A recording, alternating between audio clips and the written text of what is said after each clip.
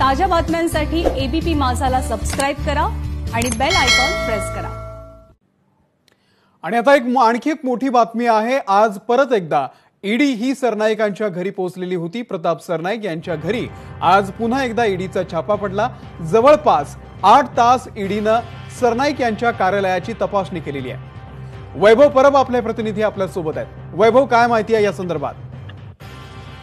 अमोल, गेल्या 2 दिवसांपासून हे छापे आहेत ते सातत्याने सुरू आहेत। आज पुन्हा एकदा ईडीच्या टीमने एका पथकाने आहे ते प्रताप सरनाईक यांच्या कार्यालयावर छापा टाकला आणि जवळपास 8 तासांहून अधिक काळ संपूर्ण त्या कार्यालयाची तपासणी चालू होती। डॉक्युमेंट्स तपासले जात होते, वेगवेगळ्या प्रकारचे ट्रान्झॅक्शन तपासले जात होते, कम्प्युटर्स असतील, लॅपटॉप असतील, इकडचा डाटा आहे तो संपूर्ण तपासला जात होता।